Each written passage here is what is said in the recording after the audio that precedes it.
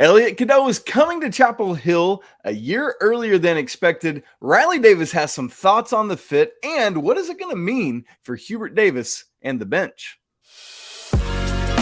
You are Locked On Tar Heels, your daily podcast on the UNC Tar Heels, part of the Locked On Podcast Network, your team every day. Hey there, it's Friday, June 2nd, 2023. Welcome in to the Locked On Tar Heels podcast, the only daily North Carolina show out there. I'm your host, Isaac Schade. We are joined today by our guy, Riley Davis. He's in summer mode. The college students are gone, and it's time to talk some Tar Heels in the off season. You everydayers, thanks for checking in on us as always. If this is your first time with us on Locked On Tar Heels, welcome to the family. We're so glad you're here. So Riley, we got a couple different things to talk about today. Got a listener question about how Hubert Davis is going to use the bench now.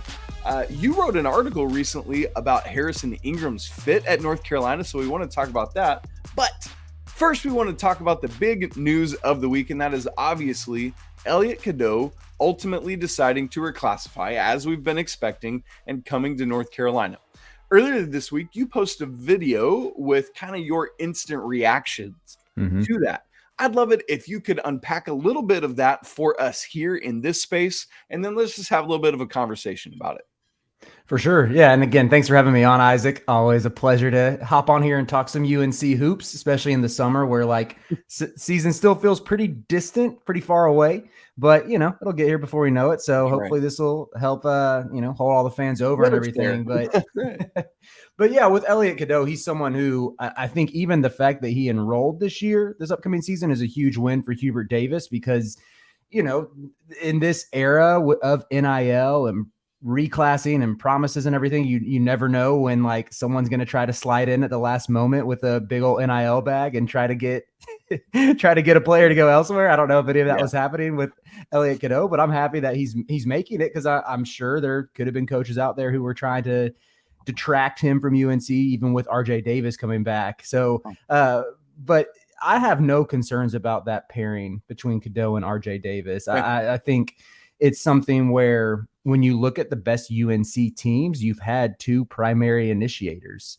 You've had, maybe I shouldn't say primary, but two guys who can initiate the offense from Marcus Page and Joel Berry, those teams of 2015, 2016, to even Caleb Love and RJ Davis making it to the national title game 2 years ago. I always am a big proponent of having multiple shot creators on the floor, multiple ball handlers who can set teammates up and who can get their own shot. And that's exactly what Cadeau can do.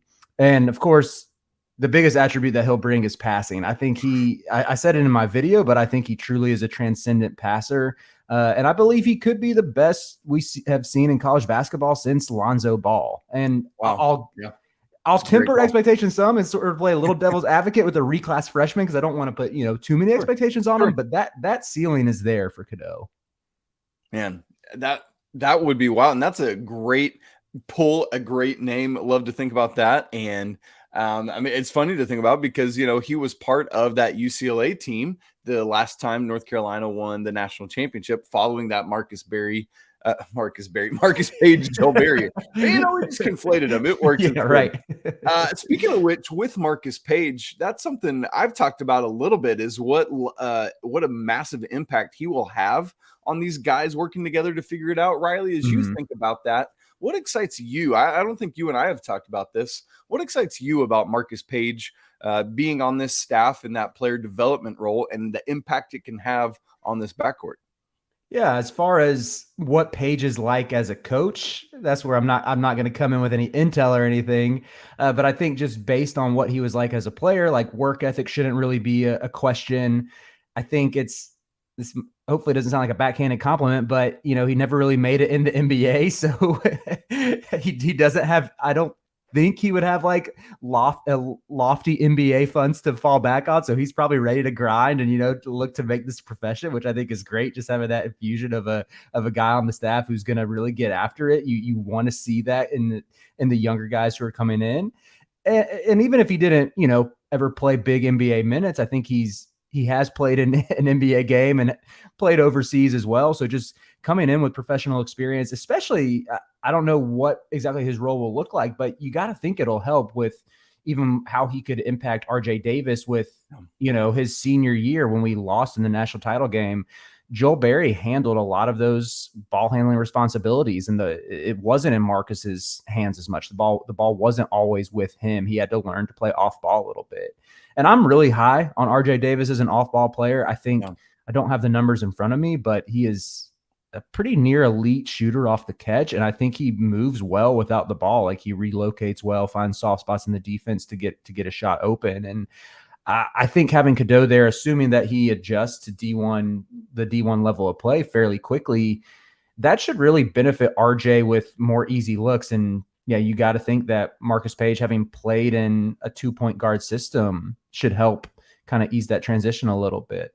That makes a ton of sense to me. Saying prayers right now for RJ Davis's right index finger that will hold up. But I mean, yeah, that absolutely makes a ton of sense. And Riley, going back, I'm right with you. Like, in this era of NIL, to me, until they're signed and on campus and it's a done deal, I am not resting. I mean, right within the North Carolina program, there was all of that, like, switching sports, but with Drake May last offseason, I'm like, oh man, who's coming in? And then ultimately there was that big relief in December when Drake May said he was staying. That's going to be across all sports. And so that's a great point that you bring up there. I want to go back and ask you about something else you said about, hey, I'm not worried about Cadeau and RJ's ability to play together. And I think some people might wonder, like, okay, well, yeah, but why couldn't RJ and Caleb always figure it out? I know they did enough, as you said, to get to that national championship game, but like, why not last year? What would you say to the not the doubters or the haters, but the devil's advocate players who are like, yeah, I hear you, but why couldn't RJ do it with Caleb? That makes you think he will now with Elliot. Right. Yeah, I would hear that objection out and give some credence to that. But personally, I think, I cited how UNC at its best has two creators, and we saw it work to almost a national championship in 2022 and sort of fell apart last year. Can't speak exactly into why that happened, when it did, or how things gelled perfectly and then fell apart as much as they did. But this would just be my own speculation. I think that, RJ and Caleb have more overlapping skill sets than RJ and Cadeau do. I think they both want to create off the bounce. They're both looking to score first. And that's where I know Cadeau has said multiple times in interviews that he is a pass first player, that anytime he's running the fast break, like 10 times out of 10, he's looking to throw a lob. He's looking to get his teammate a bucket.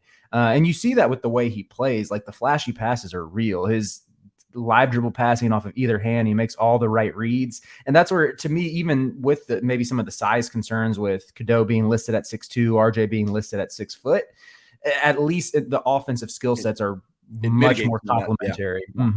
Yeah, I think that's the exact right point, Riley. You take the Venn diagrams of like Caleb and RJ's skill set and look at it, and the overlap, I think, has a lot more surface area to it than does the Venn diagram of Elliot and RJ. And so that's got to be the answer why and how this is going to work in a good and healthy way for the Tar Heels. Now, assuming that this is the starting backcourt, which I think we assume it will be, along with the others in the starting lineup, we'll talk about that in just a second. But what does it mean for how Hubert Davis utilizes his bench in year 3? And is it any different than what we've seen the first 2 years? We'll talk about all of that in just a second. But first, this episode of Locked On Tar Heels is brought to you by our friends at FanDuel.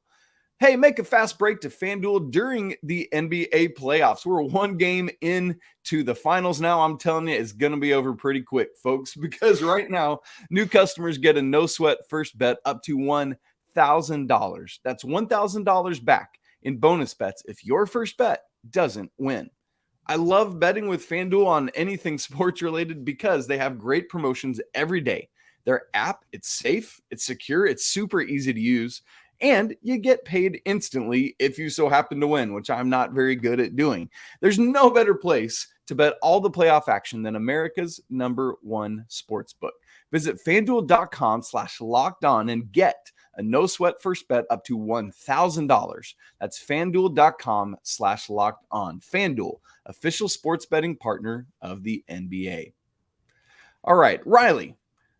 A little bit ago, I had a question from Jay Hardy on Twitter at JayHardy82. Jay, thanks so much for sending in your question. And he says this: can you do a show on the pressure Coach Davis has on playing the bench this season? Well, Jay, we're not going to spend a whole show on it today. We might at another point, but we got a segment for you, and I hope that's good enough. And so, Riley, we've been talking starting lineups everyone has in various combinations. We've already kind of established in segment one that RJ and Elliot, we both believe will be the starting backcourt. We'll have to wait and see what actually happens, how things play out, but it seems right now in early June that that's the case. Who do you have at 3 through 5 right now? Yeah, I mean, I would put Cormac Ryan at the 3, Harrison Ingram at the 4, and Mondo at the 5. And it's kind of tough to see that going any other way. Like, I personally believe Cadeau will be the day one starter, but this would get into bench usage. And even, it might sound a little contradictory how I said he could be the best passer in college hoops since Lonzo Ball, while also saying maybe tempered expectations a little bit with a reclass point guard. But I would like to see theoretically, in a vacuum, I would like to see UNC bring him on a little more slowly, kind of like Duke eased Tyrese Proctor into that role as their primary initiator last year. Yep. But I think you're not going to play Cadeau a ton off ball though, because he's so good on ball, and that's his best strength is how he's able to get his teammates involved, push the tempo, get in the paint, and find the open man. You're not going to take that away, but I wonder if there's a chance to start him out by just giving him maybe 20 minutes a game and letting RJ facilitate whenever he's sitting. But personally, I think there's so many question marks on this bench. Like, that's my projected 5. And even among that, we know RJ Davis, we know Armando are all ACC caliber players. I would say, like, Armando's already made an All-American team. RJ, if he stays healthy, he has that ceiling to make an All-American team. We've seen Cormac Ryan. He's been a good role player on a 10-seed Notre Dame team that won 2 tournament games. A good team, not great. And we've seen Harrison Ingram really just play for teams that have struggled through 2 years at Stanford. And granted, he was the first option there, where I think he's probably more the 3rd or the 4th option this year. But even with, I think Cormac and Ingram should both be solid role players and solid starters for us. But even with them, there's some question marks. But looking beyond those top 5, I mean, there's guys who got a lot to prove after those first 5. Okay, so looking at it right now, there are 6 other scholarship players for North Carolina, and that would be Seth Trimble and Jalen Washington, the returning sophomores. You've got Zayden and Simeon Wilcher coming in, and then Jalen Withers and Paxson Wojcik as the other 2 transfers. So, Riley, I mean, do you see any world in which you, like, to answer Jay Hardy's question here, what kind of pressure is there on Coach Davis to utilize any combination of those 6 players, and to what level will he do so, in your opinion? I think the biggest pressure is you got to make sure you get Sim, Wilcher, and Jalen Washington minutes. Right. Sim, I would say, is the biggest priority, just because I think, like, the dude was an MVP at Peach Jam last year. I know he's fallen a good bit in recruiting rankings. I haven't really followed his high school seasons, but you see he brings a level of athleticism that our team doesn't really have. I know shot selection is a bit of a concern for him, and let's just say shot selection hasn't always been a shining tenet of the Hubert Davis era thus far. So there might be some stuff to iron out there, but I think when you look at his ceiling and you look at how he at one time he was a top 15 recruit. I mean, he was when he committed. He's someone who, they're probably going to be back channel communications, reaching out to Simeon all year if he's not getting 15 minutes a game, saying like, hey, are you interested in playing at this school next year? Here's an NIL offer we could cobble up. Like, there will be that pressure to stave off those kind of back channel conversations and get him on the floor. With Jalen Washington, I think you saw in spurts last year just that his mid-range jumper, that turnaround jumper he gets from the post, like, his face-up game is so smooth to where you see perhaps, I don't know if an NBA player, but a future pro in there. Yeah. A lot of questions on the defensive end, but his offensive skill is so tantalizing and intriguing to where I'd love to see him earn more minutes. If he transfers at the end of the year, I don't want to speculate that or wish that on by any means. I think big men are a little bit more replaceable in the transfer portal era. Like you look at this year, the names like Ernest Uday, Aziz Bandango, Hunter Dickinson, Jesse Edwards, probably other big names I'm forgetting about. Like you can find bigs in the transfer. Different Grant Nelson. Yeah, right. You can find a big man in the portal, but the sort of the good guard / wings with size like a Simeon Wilcher been a little bit of a scarcer commodity this year. So that's why I would want to prioritize keeping him happy. Yes, exactly. And I mean, someone with just a different level of athleticism that we don't see with a lot of those other guys that comes in. I mean, when Cadeau goes to the bench and you move RJ to the 1, you got Simeon at the 2. I mean, that's a combination I'm feeling really good about. Very excited for what Wilcher is going to bring. As to these other guys, I mean, Paxson Wojcik to me feels like probably more of a legacy thing, just with his dad being at North Carolina. So let's just say that for him. Do you feel any differently on what he brings to the roster?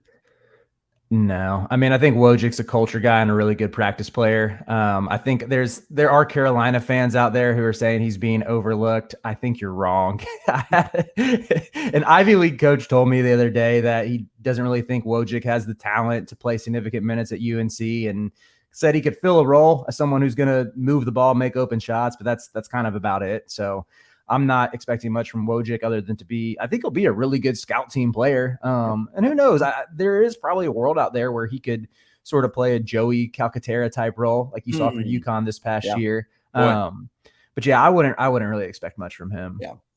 We talked about one of the returning sophomores in Jae'lyn. What about Seth Trimble? There's just such a tantalizing, what he brings defensively. Obviously the shot needs a lot of work, needs a lot of progress this offseason to be part of it. But could you foresee a world ever in which hey, basically the starting backcourt goes out and in comes Simeon and Seth together to run the second unit?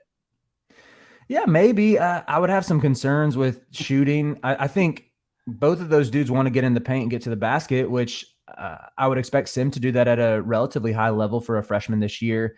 Seth, it seemed like, in the kind of through the exhibition games last year, and I don't know, maybe the first couple non-conference games against mid-major competition, he was better at getting into the lane and getting to the bucket. But we saw that sort of fizzle out once the competition ramped up, and he sort of got stuck a lot of times anytime he tried to drive the ball. So, you think year 2, and Seth is pretty young for his grade. I think he and Elliot Cadeau are almost the same age. Going the opposite direction. Yeah. Right. So that could be attributed to it as well. So I think Seth could make some big strides. And I love that, I want to say it was Inside Carolina who reported that kind of all throughout this offseason, his mentality has been like, hey, I want to fight for a role here. I want to compete for this, that it wasn't even really much of a consideration for him to transfer. Yeah. So that's pretty cool to see. You love to see the UNC family connection there and everything with his brother. But if he's really that committed to getting better, I would love to see him carve out a role because, we might belabor this point, but this team lacks elite athleticism. And I think Seth, that's sort of where Seth shines. Yeah, absolutely. And you got to think, I mean, college basketball as an entity suffers from floor spacing, but you have to think that this Tar Heels unit is going to have better spacing just because we expect them to have some better shooting around themselves. Now, with the minutes that Seth would be getting with some of the probably more second unity type guys, you wonder maybe something about that. But hopefully better spacing gives him more space to get to the basket. Now, the other transfer we haven't talked about yet is Jalen Withers, who brings with him, if Elliot doesn't reclassify and come this year, for a while I'd been looking at is Jalen Withers going to be the starting 4? I didn't love it, but there was a world in which that was a possibility. Was never really able to just stamp his mark at Louisville. Riley, what might UNC unlock for him that Louisville was never able to do? Yeah, with Withers, I wouldn't say if we can get 15 good minutes a game from him, 15, 20 minutes where he's playing hard and making corner threes off pick and pop, or making corner threes or hitting pick and pop threes, that would be fantastic. That would be a huge success. I think my biggest fears are just him coming from arguably the worst culture in college basketball this past season. I mean, Every time I look at Louisville's KenPom page, it gets funnier and funnier until I realize we signed one of their players. I think they finished 290th. Like even looking at teams who have finished winless in conference, like the Pitt team that went 0-18 with Kevin Stallings still finished top 200 on KenPom, or maybe right into 200. Even the Vanderbilt team that finished winless in the SEC under Bryce Drew, they were significantly ahead of where this Louisville team finished. Like this Louisville team was really bad. I mean, the roster construction was horrible. I think Jalen Withers was playing some two guard for them, which speaks some to maybe why he and the whole team struggled.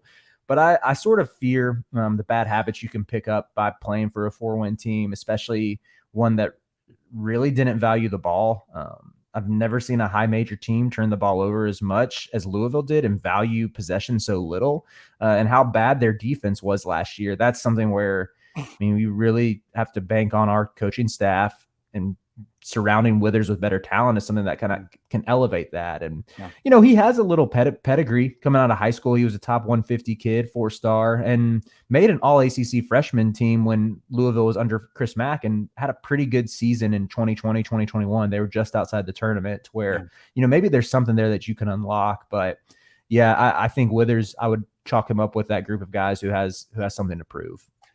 And the final piece off of that bench that we haven't talked about yet is Zayden High. And I say final piece off the bench, and I don't mean that as like he's 11th on the depth chart. I just mean the last one we've talked about. But Riley, where do you see Zayden in his first year in college coming out of Arizona? Zayden is someone who I think I'm higher on than the consensus. Like even some recruiting guys I've talked to are seeing recruiting rankings. I think he's more of a 5 than a 4. I know he had that one weekend where he put himself on UNC's radar. He scored like 35 points or something, 30 plus points in a couple EYBL games, and was just knocking down threes. But I'm pretty sure for his like high school and EYBL career, he's in the 28% range from 3, to where he's probably more of like a 5 with some stretch 5 potential than like a true stretch 4. But I like the way that he plays defense a lot. I've watched a handful of his games at AZ Compass, and his guards would never get him the ball. I don't know how he didn't get so frustrated, but he would just do all the little things. Like he's got good length. He plays defense really hard, jumps passing lanes, like can be bothersome with his wingspan.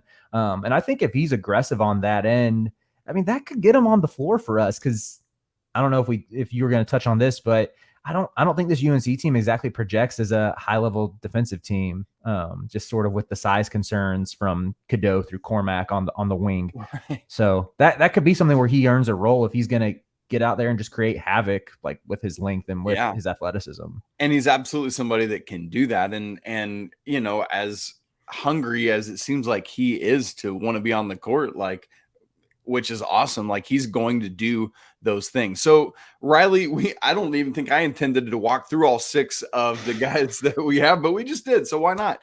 But out of that, do you expect, bottom line, getting back to the initial question, do you expect Hubert Davis' use of depth and bench to be aligned with the past 2 years? Or do you believe ultimately we will see him utilize the bench to a greater degree this season? I think this bench is better constructed to be used than the one last year. Last year might have been, you know, you could definitely criticize some of the roster construction there with bringing in 4 freshmen, none of whom were 5-stars in the transfer portal era. I think that's a pretty, I wouldn't say that's something I think we see the staff do going forward. Kind of a learning curve mistake that they had there. So, I mean, part of me is like, hey, I want to see it first before I say it. Cause you know, last 2 years we had the Iron 5 and then we ranked like 320th in bench minutes last year, maybe even lower than that. It was, I think we were one of the bottom 4, if I remember correctly. So we were like 360 with like Kansas right below. Yeah. It's pretty crazy. But so yeah, I hope to see it a little bit more. I think if we can get to an 8-man rotation, that would be ideal, to where you have that top 5. And this is assuming we don't add anybody else. Right. If we add if there is a wing or a shooting specialist out there, I think that would cement us as a top 25 team, maybe top 20, top 15-ish. But yeah, I need, if as things stand, that I like that top 5 we talked about. And if you can get Simeon, Wilcher, and then one of the Jae'lyns, either Withers or Washington, and maybe Seth Trimble as that top 8. I mean, yeah. There's I still would have like a little bit of shooting concerns with that, but almost every team in the country is going to have shooting concerns. You just see a lower level of 3-point shooting in college than you do in the NBA. Oh, yeah. Yes, I have done some deep dives on that, and that's a story for another day. But yes, North Carolina finished 360th in bench usage last year, right? Only worse was Kansas, Rice, and Marshall. So, yuck, we'll see if things can get up to 359 at least next season. Riley recently did a deep dive in his Davis Deep Dive series on Harrison Ingram and his fit at North Carolina. We're going to wrap the show by briefly talking about that for just a minute. All right, Riley Davis is joining us today, our guy. We always love having Riley on. Please go make sure you check out all his great work with Heat Check and Field of 68 and all the other multiple things that follow his name. You'll love to see that. But Riley recently wrote an article about Harrison Ingram's fit at North Carolina as part of his Davis Deep Dives series. And Riley, you posed yourself this question, so now I'm going to pose it to you. I'll just quote you. After flirting with the Heels during his original recruitment, Harrison Ingram has finally found his way to Chapel Hill. What will he bring to North Carolina? Yeah, I think the main thing is his playmaking. And, this is something I'm really excited to see. I mentioned this I think I mentioned this in both the Harrison Ingram article and the Elliot Cadeau videos. We ranked 310th in assist rate last season. That was by far the lowest of the Kim Palm era. I think the closest was like one of Roy's teams in 2008 was in like the 220s in assist rate. So it was by far our lowest. I think usually we're in the top 100 in assist rate.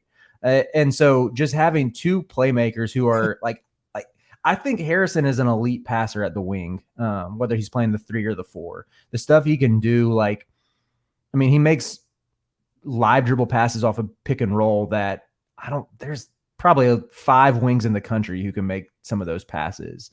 I know his biggest criticism at Stanford was he could be a bit passive and disappear throughout games. Some of my friends who are on the West Coast, watch more Pac-12 basketball, would say he has a tendency to fade in and out of games. And I think he took a decent amount of shots off the dribble last year as well. And that's not necessarily his strong suit.